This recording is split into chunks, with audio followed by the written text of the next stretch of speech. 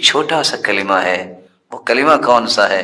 لا حول ولا قوت الا باللہ. صحیح بخاری کی روایت ہے 6384، صحیح الجامع کی روایت ہے 7944. لا حول ولا قوت الا باللہ.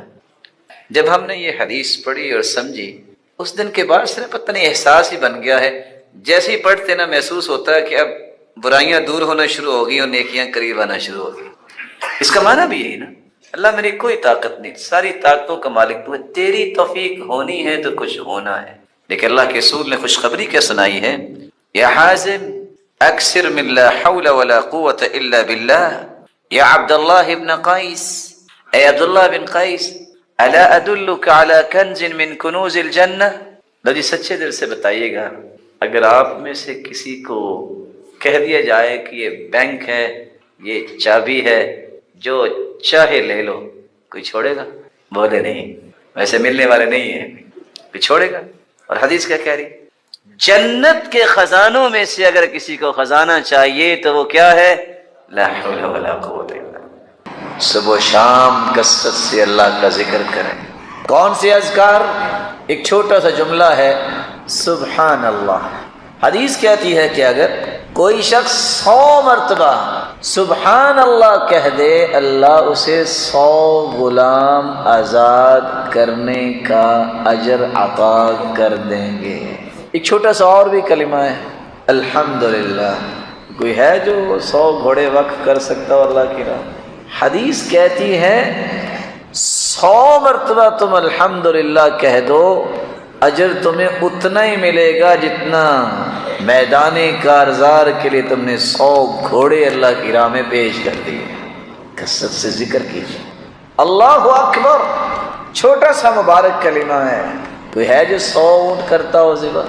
حدیث کہتی ہے اللہ اکبر 100 مرتبہ پڑھ لو گے، اللہ ساز و سامان سے لدے ہوئے 100 اونٹ اللہ کی راہ میں پیش کیے جانے پر جو اجر ملتا ہے، اللہ اتنا اجر عطا کرے. سبحان اللہ، الحمدللہ، اللہ اکبر، لا الہ الا اللہ. اسی حدیث کے آخر میں آتا ہے کہ لا الہ الا اللہ کثرت سے پڑھ لو. جتنے ہم بیٹھے ہیں اللہ آپ سب کو عزت دے، سلامت رکھے. آپ ساری زندگی بھی سجدے میں پڑے رہیں تو زمین و آسمان کا خلا نیکیوں سے کیسے بھرے گا؟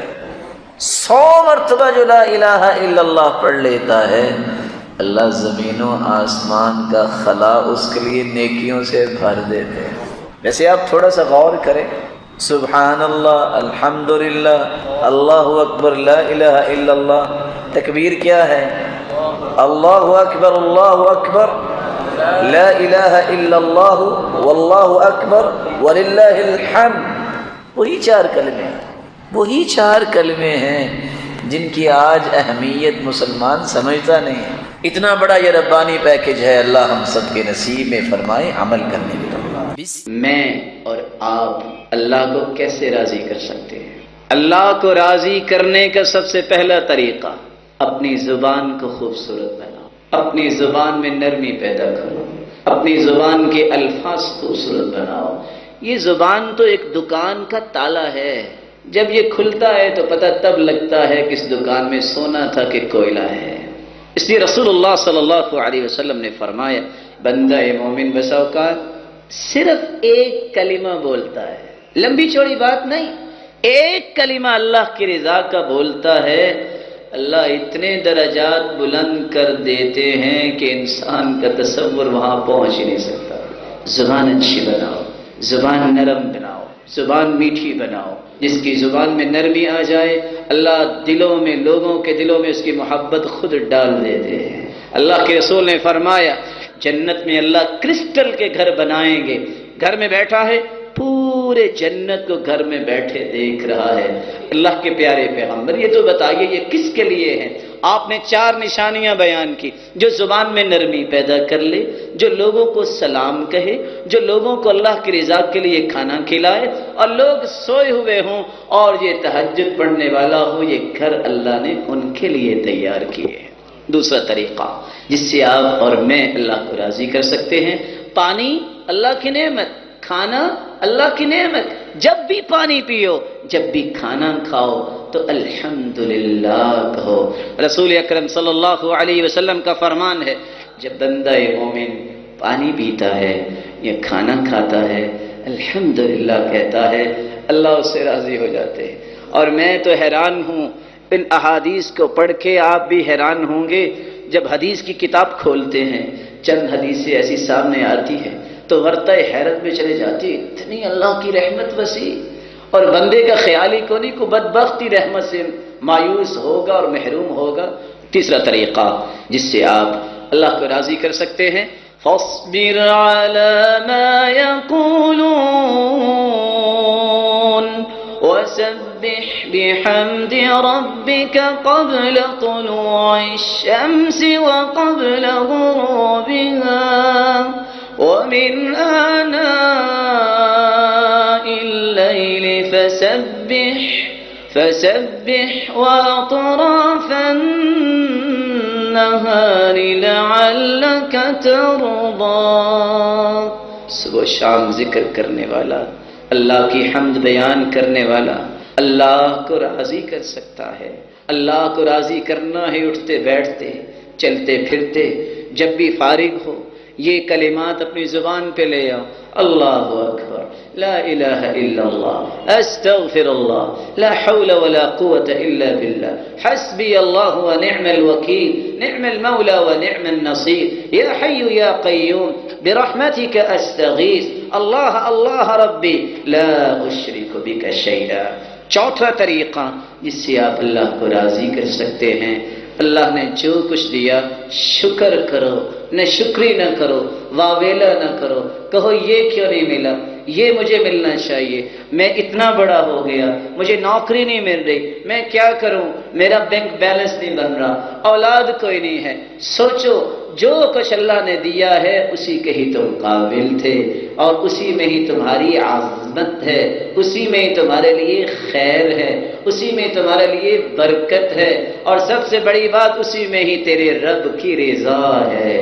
اپنی رائے، اپنی خواہش کا پابند رب کو نہ بنایا کرو، رب کے فیصلوں کے پابند بنا کرو۔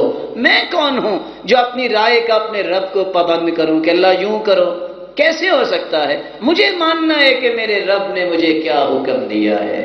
اس لیے قرآن مجید میں اللہ فرماتے ہیں وَإِن تَشْكُرُوا يَرْضَهُ لَكُمْ، شکر کرو گے تو تمہارا رب تجھ پہ راضی ہو جائے گا، جب راضی ہوگا تو اور تمہیں عطا کریں گے، اور اگر تم نے ناشکری کی تو پہلی بھی نعمتوں کو اللہ چھین لیتے ہیں۔ پانچواں طریقہ جس سے انسان اللہ کی رضا حاصل کر سکتا ہے، کوئی دکھ آئے، کوئی مصیبت آئے، کوئی غم آئے، کوئی تکلیف آئے تو کہے میرے رب کا فیصلہ ہے، کوئی پریشانی لاحق ہو، اضطراب ہے، قلق ہے، اس رب نے دور کرنی ہے۔ رسول اللہ صلی اللہ علیہ وسلم نے فرمایا اللہ جس قوم کو پسند کرتے ہیں پھر اس کی آزمائش بھی کرتے ہیں۔ جو اللہ کے فیصلوں پہ راضی ہو جائے اللہ اس پہ راضی، جو ناراضگی کا اظہار کرتا ہے تو اللہ اس کو ناراضگی ہی دیتے ہیں، کبھی وہ رضامندی حاصل نہیں کر سکتا۔ رسول اللہ صلی اللہ علیہ وسلم نے چھٹا طریقہ بیان کیا ہے رضا حاصل کرنے کا، اللہ کی رضا تلاش کیا کرو، اور تلاش کرنے کے ساتھ ساتھ دعا کیا کرو، یا اللہ تو مجھ سے راضی ہو جا، میں تجھ پہ راضی ہو گیا۔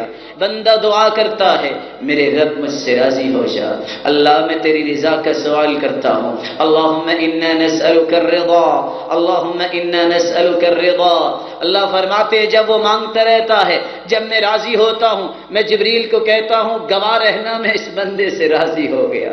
پھر جو عرش کو اٹھانے والے 8 فرشتے ہیں اللہ ان کو فرماتے ہیں وہ بھی راضی ہو جاتے ہیں، جو ان کے ارد گرد ہے وہ بھی فرشتے راضی ہو جاتے ہیں، آسمان کے فرشتے بھی راضی ہو جاتے ہیں۔ پھر اللہ کا حکم ہوتا ہے جاؤ آسمان دنیا پہ اعلان کر دو یہ میرا بندہ ہے، میں اس سے راضی ہوں، تم ساری دنیا میں اس سے راضی ہو جاؤ۔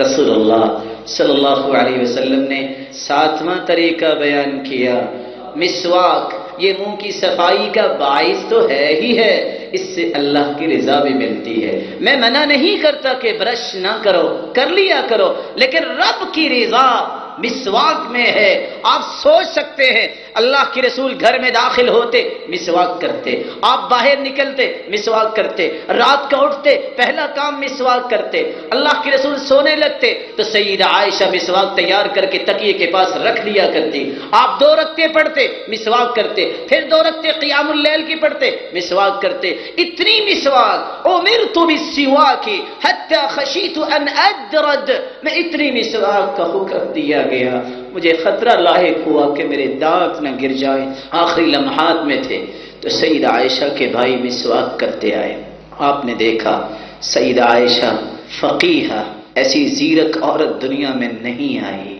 اس پاک دامن اور مطہرہ اور طاہرہ صدیقہ بنت صدیق حبیبۃ رسول اللہ صلی اللہ علیہ وسلم پہچان گئی کہ میرے خامد چاہتے کیا ہے، بھائی کو بلایا، مسواک لی، اس کو دھو کے صاف کیا، اس کو چبایا، اللہ کے رسول کو پیش کی، آپ نے مسواک کی اور پھر اللہ کے پاس چلے گئے۔ مسواک کو معمول بناؤ، مسواک سے اللہ کی رضا ملتی ہے۔